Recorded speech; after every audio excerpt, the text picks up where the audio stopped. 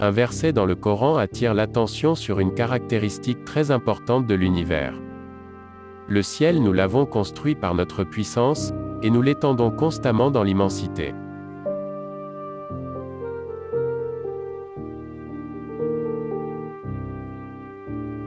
Le mot ciel utilisé dans ce verset est employé en divers endroits du Coran pour désigner l'espace et l'univers. Ici encore, c'est dans ce sens que le mot est employé, autrement dit, le Coran nous informe que l'univers est en expansion. Et c'est exactement à cette conclusion que la science est parvenue aujourd'hui. Des recherches menées grâce à la technologie de notre époque, ainsi que des observations et des calculs, confirment que l'univers s'étend constamment.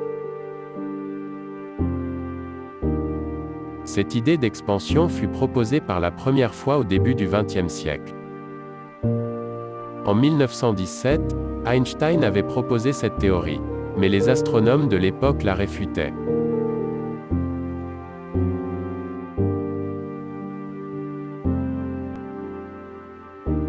En 1927, le physicien russe Alexandre Friedmann et le cosmologique belge Georges Lemaître calcula que l'univers est en mouvement permanent et qu'il s'étend.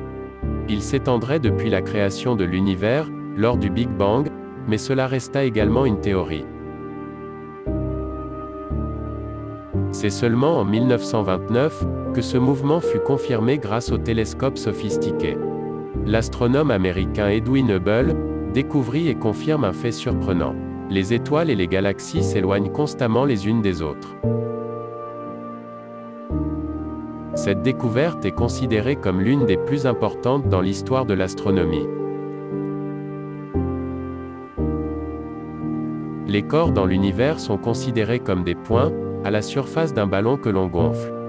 De la même manière que plus on gonfle le ballon, et plus les points à sa surface s'éloignent les uns des autres, à fur et à mesure que l'univers s'étend.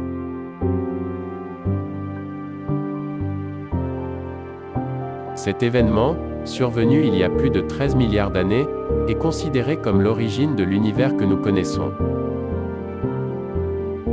D'après des observations récentes, il semblerait que l'univers ne cesse de s'agrandir, à une vitesse de plus en plus grande.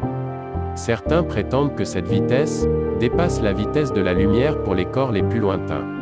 À l'époque, il n'y avait aucune technologie ou science de l'astronomie il y a 14 siècles, quand le Coran fut révélé. Le fait que cette fonction soit révélée dans le Coran à une époque où personne ne le savait, est un autre grand miracle du livre. Qui à cette époque pouvait avoir une telle vérité scientifique ?